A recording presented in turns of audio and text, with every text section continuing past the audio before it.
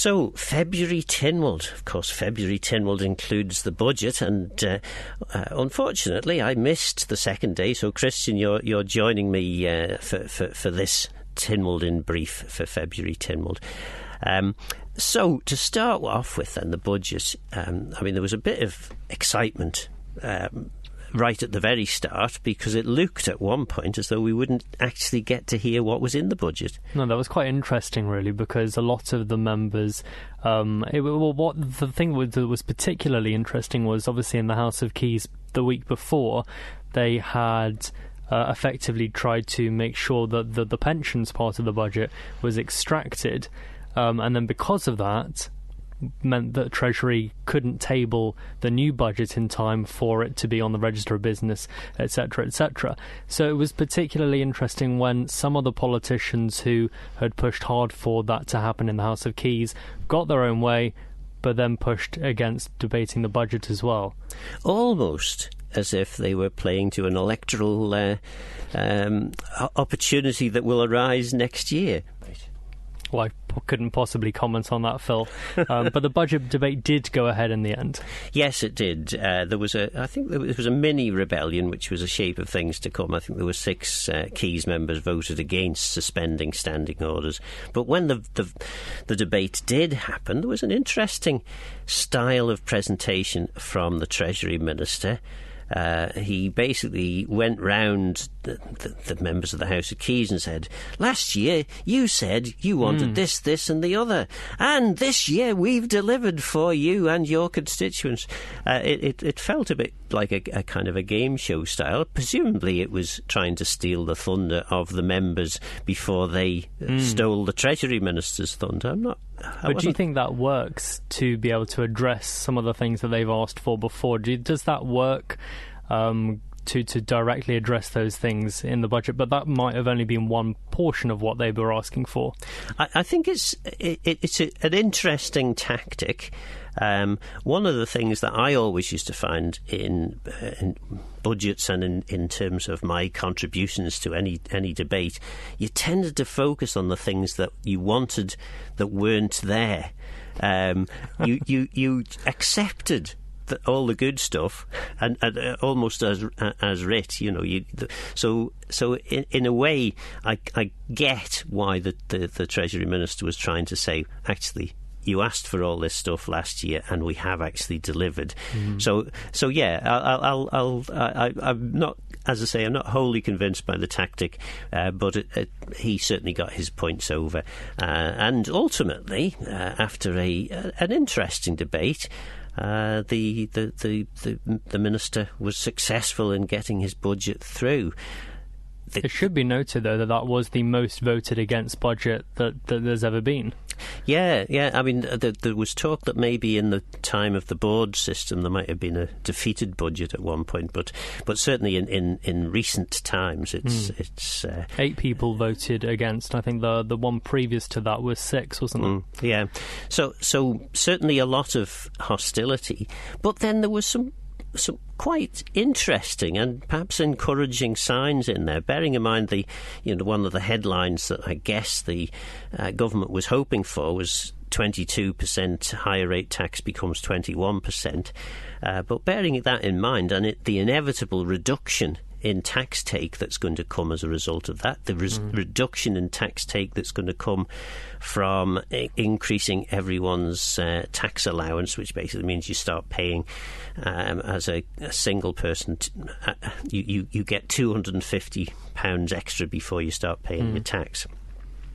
Bearing all that in mind, they're still predicting or forecasting a 5% increase in income tax over the coming year. And that's quite an encouraging forecast, because Treasury is not known for being overly optimistic. It tends to be cautious in its forecasts. So the fact that we're looking at a 5% increase in income tax and a similar, actually, increase in VAT over the same period indicates that Treasury, at least, believes that there is likely to be some level of buoyancy in the economy over the coming 12 months. So, yeah, I think that has to be a positive. But then if we look at the forecasts for the reserves, for example, they're forecasting £2 billion will be in the reserves by 2029, £1 billion in the NI fund. But obviously Treasury is still saying that there is a very economic, volatile climate. So, I mean, how realistic can those things ever be?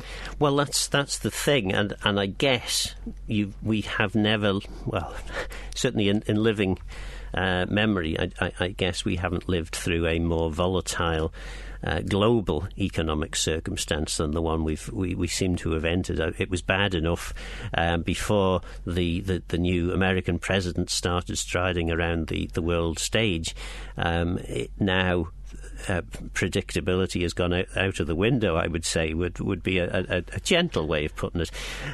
Moving on, we obviously got past the budget. There was generally a fair amount of support for the budget, although there were some semantics there. I noted that the former health minister talked about significant health cuts. The current health minister reminded the former health minister that actually last year he'd talked about significant change to the way in which we deliver health services, and Claire Christian, the current minister, said that is something that we can expect over the course of the next 12 months, significant change. But that's not necessarily the same as cuts, which the former minister seemed to consider. There was, on the order paper number 2, because the normal procedure for order papers is they are printed well in advance of the Tynwald sitting, usually a week or so before the Tynwald sitting. Order paper number 2 on budget Tynwald is only released after the Tynwald member, well, basically at the start of that Tynwald sitting, for obvious reasons, because you don't want people knowing what's in the budget 2 weeks in advance so that they can alter their tax plans. Perhaps Treasury might, but a lot of the MHKs were very, very big on. I mean, I think I counted 7, maybe even more. Politicians who kept pushing for that budget reform. The transparency aspect was something they kept pushing on. But regardless, the order paper number 2 wasn't published until after the suspension of standing orders, which was a little unusual. So we were a little bit in the dark to start with as to what it was that was going to be debated.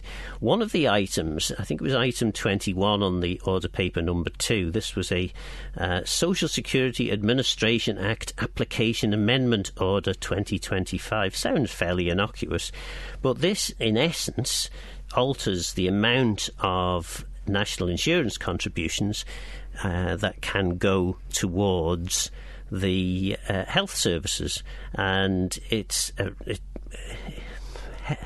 perhaps unhelpfully, the explanatory memorandum and the explanation at the end of the order don't tell you what the percentage change is, but the actual figures we know from the Pink Book go from just over £50 million a year going into the health service from national insurance contributions to £71 million going in.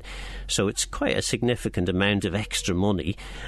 This particular order, though, only got through Keys 15-9, so that was the closest that government came to defeat. And I guess the concern there is members were basically saying, well, look, you put the temporary 2% extra, so 20% going to 22% on higher rate tax last year. You called it temporary, but it's still here this year, or at least half of it's still here, and you haven't come up with a proper alternative. And I guess they were saying this is just another fudge, because it does talk about these contributions changing, going right the way through to, I think it's 2029. Yes, 2029. There's even a April 2030 is even mentioned here. So it's starting to become a much more like a medium-term fix than a short-term fix, which is how it had been trailed initially. Initially, they wanted to get that healthcare levy up and running, which was, and the 2% was kind of the interim until they could do that. But now we're only finding out that a public consultation is going to happen on the healthcare levy in the coming months. So that those 12 months, I mean, Treasury says that it was a very difficult period for them. I don't actually know what happened in that 12 months, but perhaps I imagine some people might be questioning, well, what was those 12 months for? A public consultation could have been run in that period, perhaps. The other bit of good news, and perhaps this is part of the reason why Treasury's mind was elsewhere, was that we have an agreement for a further 5 years of the reciprocal arrangement in relation to VAT and the revenue sharing agreement with the UK government. That was agreed, and generally speaking, the agreement seems to have been, it was pretty much okay. The system for the previous 5 years had worked okay, and a similar one was to be in place for the next 5 years. That, bearing in mind, that's I think it's £330 million worth of government income comes from VAT. It was a fair chunk of government income. Knowing that you have that settled is probably a particularly useful thing, and knowing that you haven't got it settled, which is where we've been up until effectively a few days before the budget, has probably exercised Treasury minds, and they've been busy on that. And it must have been very they must have felt a lot of pressure as well, because we know what happens with all the hospitality industry recently, where they were constantly calling for changes to VAT. So that decision probably would have been quite a difficult one for Treasury to do. So lots of discussion, lots of kicking things down the road for decision next year. And of course, next year's budget is the budget before the election. Are you expecting to see an election budget? Well, what it looks like we could have is a new healthcare levy imposed on people. We could have a change to the pension triple lock promise. These are not generally seen as election positives. So it'll be interesting to see whether they get to budget time next year and decide that perhaps they need a little bit more time and it'll come in the budget after the general election. Or is that being too cynical? Maybe it is. But there were other things on the order paper. So, that was order paper number 2. We then get back to the main order paper, which included questions. There was quite an extensive discussion about frontline workers, and this was specifically in relation to health, although it seemed to develop legs, and at one point we were talking about Manx National Heritage staff and bar staff at the Villa Marina and all sorts.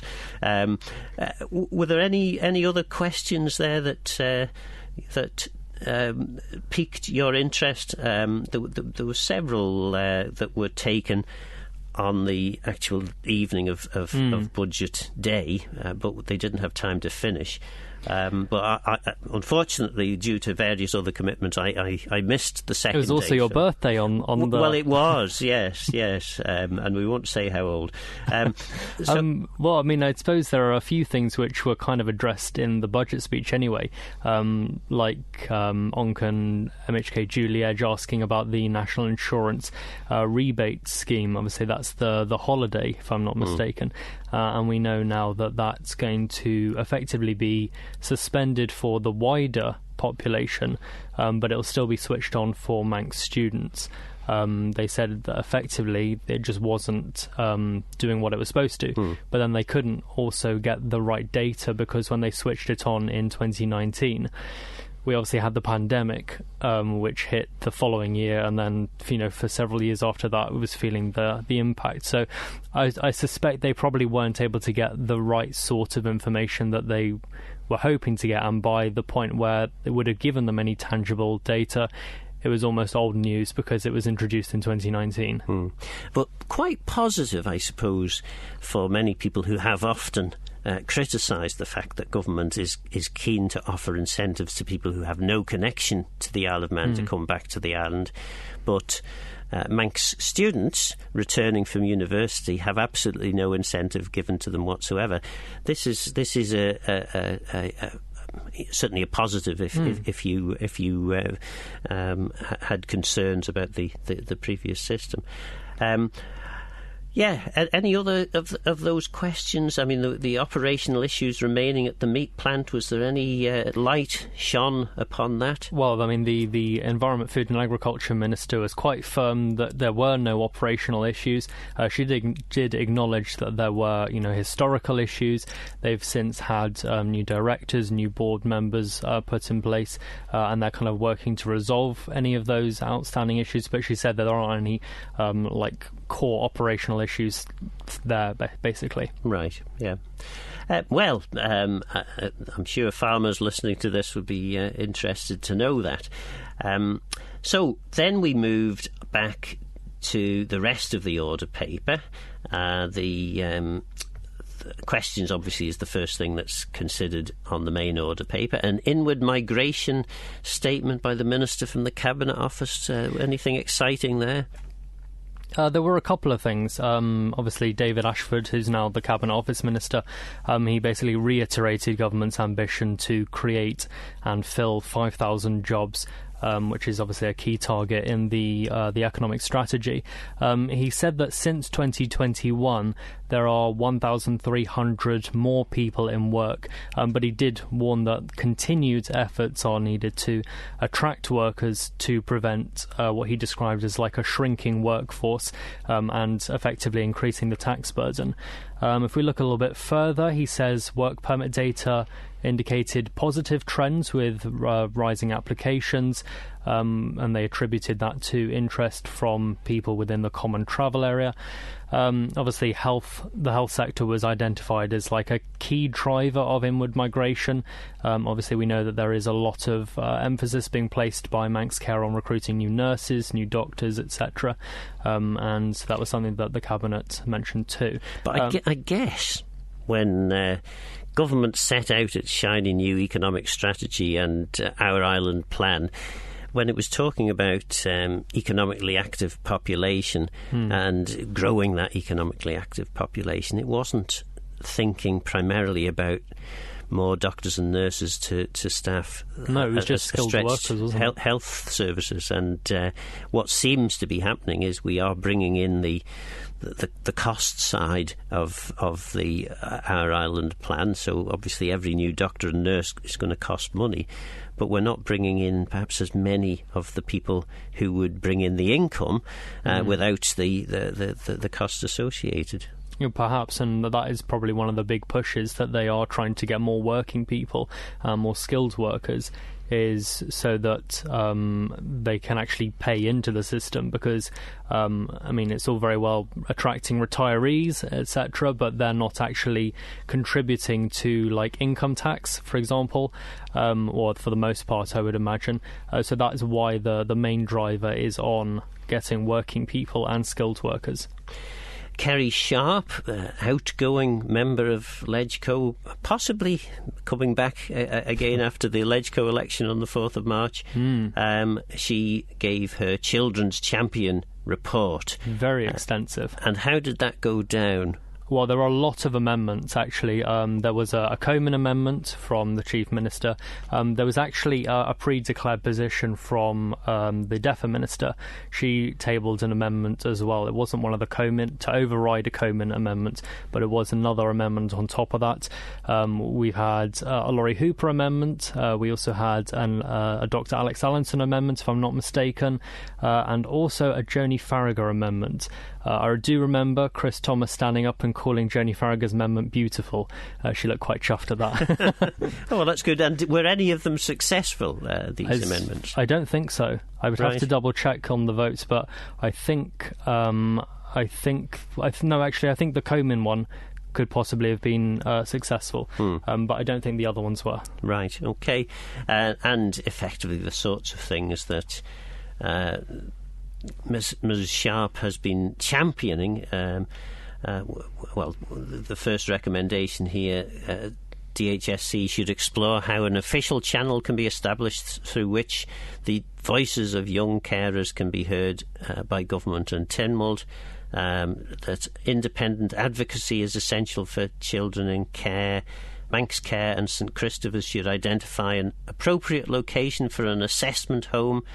So it goes on. I think the seven amendments, recommendations to the report. And yes, it'll be interesting to see whether the children's champion Kerry Sharp retains her seat on Ledgeco. Then we move to the Ramsey Town Commissioner's Abolition of Wards Inquiry, Powers of Inquiries Evidence Act. Presumably that was a nod through, was it? Yeah, it was. It was just a stand up. No one said anything, and they voted on it. Because effectively, it's just a formal process to establish an inquiry. So it wasn't the result of the inquiry. It was just something that Michelle Hayward did say was that it doesn't really matter which way Tynwald votes because they can do it anyway. This is almost like a formality that we're asking you out of courtesy, but we're going to do it anyway. So even if you say no, it doesn't matter. Yeah, which is quite bizarre then, and a big risk. Why would you bring it to Tynwald if you know that you can do it anyway? What's the purpose of getting that? Was that clarified? No, I didn't hear anything, but that was the one bit which pricked up my eye. Because that is a big risk. It's dangerous. Because if you take something to Tynwald that you don't have to take to Tynwald, that you can do anyway, and Tynwald votes against, and then you decide you're going to crack on with it anyway, that is a dangerous route for any minister to travel. And then we moved on to an order in council, electronic travel authorisations. Presumably that's just a... That was actually... a couple of people spoke about that, and there was an amendment from Laurie Hooper as well, which just clarified some of the wording effectively, and Treasury did say that it would happily accept that amendment. So I think it was Laurie Hooper's amendment that passed in the end, but it wasn't anything which changed the way it worked. It just was basically a wording thing. And the Cabinet Office Department plan, I almost missed that. I did suggest to the Cabinet Office Minister that maybe this was a good week to bury bad news, but he laughed that off and said, no, there's some good stuff in my department plan. Presumably he was applauded by Tynwald members for the hard work that his office does. Well, again, Ramsey MHK Laurie Hooper was very, very critical of it. He said that it was... the words that he used, it was like reading a document that had been prepared by some very expensive consultants, but none of it had any meaning at all. And he was reading out, the kind of classic corporate jargon parts in there. He said that one of the key aims was to roll out Office 365. His words on that were, roll out Office 365, unbelievable. He was very, very critical of that. It did get voted through, obviously, but there were a few comments after what Laurie Hooper said, which were kind of reiterating some of the things which he'd said. I think Chris Thomas stood up and said he wanted to be fully associated with everything that Mr. Hooper had said. Yes, it is fair to say that department plans have reverted to type. Certainly in the times that I was in Tynwald, and we had debates on departmental plans. The classic quote from Tynwald was John Remington, former Minister for Agriculture, Fisheries and Forestry, standing up and saying, this document, holding his own department plan, this document is meaningless drivel. Have you ever thought of doing that with your own department plan? Well, fortunately, we decided. Well, we took the decision that actually he was probably right, and why were we creating this additional amount of work for officers to create documents that only they really read? And do you think it does help? Well, I think what they want is to be able to set clarity about what the department is doing and what the department can be measured against. The question, I suppose, the big question is that actually happening? And how do you measure some of these things? I remember in one of my department plans that didn't get debated in Tynwald, we were getting 110% for one section of the report, for one section of the department. And I said, how can you achieve 110%? Doesn't that mean that your targets weren't very challenging? And of course, it's measuring what can be measured, and the things that can't really be measured is public perception, perhaps, and how people feel about particular policies, and whether the policies are actually delivering what you want them to deliver. And often that's not easy to measure. So anyway, they continue to be an important element of our island plan, and no doubt we'll continue to have them. Then there was an appointment of board members to the Isle of Man Financial Services Authority, appointment of board member to the Isle of Man Gambling Supervision Commission, and then various orders followed, the Merchant Shipping Registration Act and various others. The Permitted Development Order was quite an important, there's two there, which basically reduces the amount of things that have to go to planning for planning permission. The Minimum Wage Act, was there a move there to increase the minimum wage to the living wage? Yeah, there was actually a lot of people that were commenting on that. I'm currently trying to bring up the vote for that, because I do remember that being something that I thought did not go the Department for Enterprise's way. Yeah. I'm trying to as I recall, it got through, but there was quite a lot of concern about whether they should have stuck to their guns and gone with the idea of moving to the living wage. And of course, DFE decided that perhaps it was better to recognise the concerns that were being expressed, particularly by likes of the hospitality sector, who employ lots of lower paid staff, that actually this wasn't the right time to be trying to do something like that when the sector was really struggling. There was then a supplementary order paper. And I do have a fun story to tell you about this. Excellent. Well, I'm looking forward to that. We got to the end of the main order paper 1, and then at that point there was almost like a sigh of relief in the room, and then it wasn't until the President said, "And now, members, we turn to our supplementary order paper," at which point you could visibly see one of the messengers put his face in his hand. Oh dear. But I presume that messenger will remain nameless. Yes. And of course this supplementary order paper was basically resulting from the Tynwald Management Committee recommendations to Treasury in relation to members of Tynwald Resettlement Grant. And part of this had come about as a result of two former members basically taking some action against Treasury, basically saying that the resettlement grant was unfair because it excluded people who had reached retirement age.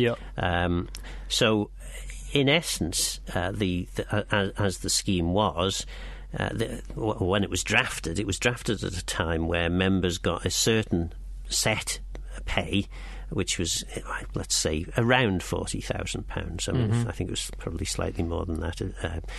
But that was the set pay, and they would get half of that pay for, I think, a certain period, maybe a 6-month period. Yeah, 6. I think it's actually 4 months in the end. Right. Yeah. So that's how it was.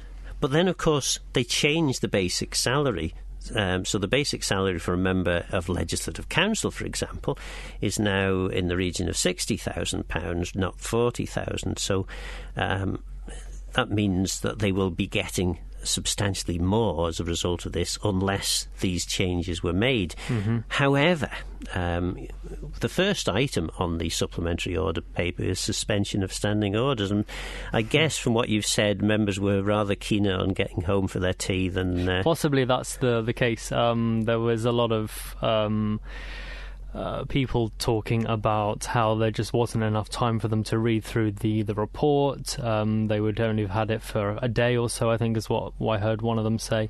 So yeah, it didn't go Treasury's way. There was a point where Treasury actually stood up and said that it'll take it on the chin if it doesn't go through, and obviously it didn't, but it was defeated by Legco, which was interesting. Yeah, and interesting, of course, Legco members are the ones that are most likely to benefit from this not being debated at this stage, because there will be a Legco election on the 4th of March, and 3 members could end up getting severance pay under the old system because the new one hasn't been brought in. Yeah.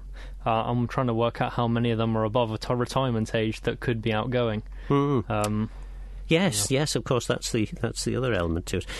Anyway, I feel that's a rather a large nutshell that we've put Tynwald in for this edition. But there was an awful lot went on in Tynwald. So it was surprising that after the budget, it kind of just sped through. There were a few items that took longer than usual. Well, not longer than usual, but longer than you might have anticipated. But on the whole, it didn't run into a third day, which often budget Tynwalds do.